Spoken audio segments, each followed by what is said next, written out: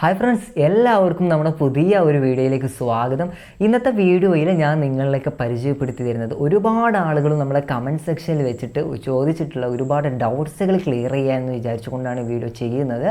നമ്മുടെ ചാനലിൽ ഒരു ബജാജിൻ്റെ ഫിൻസെയർ കാർഡ്, അതായത് EMI കാർഡിന് എങ്ങനെ നമുക്ക് അപ്ലൈ ചെയ്യാം എന്നുള്ള ആ ഒരു വീഡിയോ നമ്മുടെ ചാനൽ മുമ്പ് അപ്ലോഡ് ചെയ്തിട്ടുണ്ടായിരുന്നു. സോ ആ വീഡിയോ കണ്ട് ഒരുപാട് ആളുകൾ ആ വീഡിയോ കണ്ട് ബജാജിൻ്റെ കാർഡ് എടുത്തിട്ടുണ്ട്. നമുക്ക് ഒരുപാട് സന്തോഷം. സോ നിങ്ങളിലേക്കും നിങ്ങളുടെ ഫ്രണ്ട്സ് ആരെങ്കിലും ഈ ഒരു കാർഡ് എടുക്കാൻ ഉദ്ദേശിക്കുന്നവരുണ്ടെന്നുണ്ടെങ്കിൽ തീർച്ചയായിട്ടും ഈ ഒരു വീഡിയോ അവരിലേക്ക് നിങ്ങൾ ഷെയർ ചെയ്ത് കൊടുക്കുക. പിന്നീട് പറയാനുള്ളത്, ഈ ഒരു കാർഡ്, അതായത് ഈ ഒരു കാർഡ് വെച്ചുകൊണ്ട് നമുക്ക് ഫ്ലിപ്കാർട്ടിൽ നിന്ന് എങ്ങനെ ഒരു പ്രോഡക്റ്റ് പർച്ചേസ് ചെയ്യാം. മീൻസ് ഞാനൊരു മൊബൈൽ ഫോൺ പർച്ചേസ് ചെയ്യുന്നൊരു വീഡിയോ ഇട്ടിട്ടുണ്ടായിരുന്നു. അതും ഒരുപാട് ആളുകൾ കണ്ടിട്ടുണ്ട്. സോ ആ ഒരു 2 വീഡിയോക്ക് വന്ന ചെറിയ ഡൗട്ട്സുകൾ ജസ്റ്റ് ഒന്ന് ക്ലിയർ ചെയ്യുക എന്നുള്ള രീതിയിലാണ് ഈ വീഡിയോ ചെയ്യുന്നത്. സോ നമുക്ക് ആദ്യമായിട്ട് ഫ്ലിപ്കാർട്ടിൽ നിന്ന് ഒരു പ്രോഡക്റ്റ് ബജാജിൻ്റെ കാർഡ് വെച്ചിട്ട് വാങ്ങാൻ കഴിയുന്നില്ല, ആമസോണിൽ നിന്ന് വാങ്ങാൻ കഴിയുന്നില്ല. അവിടെ നമ്മൾ ബജാജിൻ്റെ കാർഡ് നമ്മൾ കാർഡ് നമ്പർ എൻ്റർ ചെയ്യുന്ന സമയത്ത് ഇത് വാലിഡ് ആവുന്നില്ല എന്ന് ചോദിച്ച് പല ആളുകളും പറയുന്നുണ്ട്. സോ നിങ്ങൾ ശ്രദ്ധിക്കേണ്ട ഒരു കാര്യം, നിങ്ങൾക്ക് ആദ്യം നമ്മൾ ഓൺലൈനായിട്ട് ഇപ്പോൾ ബജാജിൻ്റെ കാർഡ് അപ്ലൈ ചെയ്ത് കഴിഞ്ഞാലും നമ്മൾ ആദ്യമായിട്ട് നമ്മൾ എന്ത് ചെയ്യണം, ആദ്യത്തെ പ്രൊഡക്റ്റ്, അതായത് ഓഫ്ലൈനായിട്ട് ഇപ്പോൾ മൈജി, അതുപോലെ തന്നെ ഇമേജ്, ഇങ്ങനെ തുടങ്ങിയിട്ടുള്ള ഈ ഒരു ഓഫ്ലൈൻ ഷോപ്പുകൾ ഉണ്ടാവുമല്ലോ. അപ്പോൾ ഡിജിറ്റലായിട്ടുള്ള ഇലക്ട്രോണിക്സിൻ്റെ ഷോപ്പുകളൊക്കെ, സോ നമ്മൾ AC ആണെങ്കിലും ഫ്രിഡ്ജ് ആണെന്നുണ്ടെങ്കിലും അങ്ങനെ തുടങ്ങിയിട്ടുള്ള എന്തെങ്കിലും പ്രൊഡക്റ്റുകൾ നമ്മൾ അവിടെ പോയിട്ട് പർച്ചേസ് ചെയ്യുക. എന്നിട്ട് ഇത് നമ്മൾ ആദ്യത്തെ 3 അടവ് കഴിഞ്ഞാൽ മാത്രമാണ് നമുക്ക് നെക്സ്റ്റ് ഒരു പ്രൊഡക്റ്റ് നമ്മൾ പർച്ചേസ് ചെയ്യാൻ പറ്റുള്ളൂ. മീൻസ് അതായത് ബജാജിൻ്റെ കാർഡ് വെച്ചിട്ട് നമുക്ക് നെക്സ്റ്റ് ഒരു പ്രോഡക്റ്റ് പർച്ചേസ് ചെയ്യണമെന്നുണ്ടെങ്കിൽ 3 മന്ത് കഴിയണം. അതായത് 3 മന്തിൻ്റെ EMI പേയ്മെൻറ്റ് ചെയ്ത് കഴിയണം എന്ന് പറയണം. മീൻസ് ഇപ്പോൾ നമ്മൾ ഒരു 9 മാസത്തിൻ്റെ ഒരു അടവാണ് നമ്മൾ എടുക്കുന്നുണ്ടെങ്കിൽ തീർച്ചയായിട്ടും നമ്മളിപ്പോൾ പർച്ചേസ് ചെയ്തിട്ടുള്ളത് ഇപ്പം ഈ ഒരു മാസം നവംബർ. സോ നവംബറിൽ നമ്മൾ പർച്ചേസ് ചെയ്ത് കഴിഞ്ഞാൽ നമ്മൾ ഈ ആദ്യം തന്നെ ഞാൻ ജസ്റ്റ് ഈ ഒരു കാര്യം പറഞ്ഞാൽ, അപ്പം നവംബർ, ഡിസംബർ, ജനുവരി, ഫെബ്രുവരി ഈ 3 മാസത്തെ അടവും കഴിഞ്ഞാൽ മാത്രമാണ് നമുക്ക് നെക്സ്റ്റ് ഒരു പ്രോഡക്റ്റ് പർച്ചേസ് ചെയ്യാൻ പറ്റുക. അപ്പോൾ ആ ഒരു കാര്യം നിങ്ങൾ മനസ്സിലാക്കുക. പിന്നീടുള്ള ഡൗട്ട്സ് എന്ന് പറയുന്നത് ഇതിൻ്റെ ഈ മാൻഡേറ്റ് ആണ്. സോ ഈ മാൻഡേറ്റ് എന്ന് പറഞ്ഞാൽ, അതായത് നമ്മൾ പേയ്മെൻറ്റ് ചെയ്യേണ്ടത് എല്ലാ മാസവും 2-ാം തീയതിയാണ് നമ്മൾ പേയ്മെൻറ്റ് ചെയ്യേണ്ടത്. ഓക്കെ, പേയ്മെൻറ്റ് ചെയ്യേണ്ട ആവശ്യമില്ല. 1-ാം തീയതി തന്നെ നമ്മൾ എത്രയാണോ എമൗണ്ട് നമ്മൾ പേയ്മെൻറ്റ് ചെയ്യേണ്ടത് ആ ഒരു എമൗണ്ട് 1-ാം തീയതി തന്നെ നമ്മുടെ ബാങ്ക് അക്കൗണ്ടിൽ നമ്മൾ ഡെപ്പോസിറ്റ്, അതായത് ഇൻവെസ്റ്റ് ചെയ്ത് വെക്കണം, നമ്മളെ കീപ്പ് ചെയ്ത് വെക്കണം നമ്മുടെ ബാങ്ക് അക്കൗണ്ടിൽ. കാരണം 2-ാം തീയതി ഓട്ടോ ഡെബിറ്റ് ആണ്. മീൻസ് ഇപ്പം നമ്മളെ ബാങ്കിൽ നിന്ന് ഓട്ടോമാറ്റിക്കലി അത് ഡെബിറ്റായി പോകുന്ന ഒരു സാഹചര്യമാണ്. സോ നിങ്ങൾ 1-ാം തീയതി തന്നെ കീപ്പ് ചെയ്യണം. 2-ാം തീയതിക്ക് നിങ്ങൾ കാത്തു നിൽക്കരുത്. 2-ാം തീയതിയാണ് നിങ്ങളുടെ ഓട്ടോ ഡെബിറ്റ് നടക്കുന്നത് എന്ന് വെച്ചാൽ 2-ാം തീയതി തന്നെ അതിൽ ആക്കാം എന്നുള്ള രീതിയിൽ നിങ്ങൾ നിൽക്കരുത്. കാരണം 2-ാം തീയതി എപ്പോൾ വേണം എന്നുണ്ടെങ്കിലും ഇത് ഓട്ടോ ഡെബിറ്റ് സംഭവിക്കാം.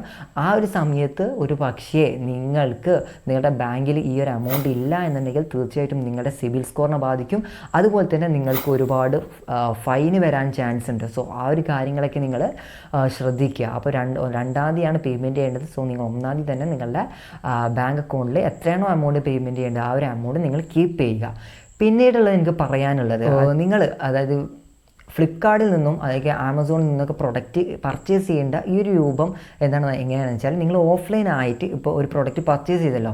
സോ ഈ ഓഫ്ലൈനായിട്ട് പ്രോഡക്റ്റ് പർച്ചേസ് ചെയ്ത് കഴിഞ്ഞ് 3 മാസമൊക്കെ കഴിഞ്ഞാൽ നിങ്ങൾക്ക് എന്ത് ചെയ്യും, നിങ്ങളുടെ വാലറ്റ്, അതായത് EMI വാലറ്റ് എന്ന് പറയും ബജാജിൻ്റെ, അതിൽ നിങ്ങൾക്ക് എത്രയാണോ എമൗണ്ട് വന്നിട്ടുള്ളത്, ലിമിറ്റ് കിട്ടിയിട്ടുള്ളത്, ക്രെഡിറ്റ് ലിമിറ്റ് കിട്ടിയിട്ടുള്ളത്, 30,000 ചിലർക്ക് ലഭിക്കും, ചിലർക്ക് 60,000, ചിലർക്ക് 50,000.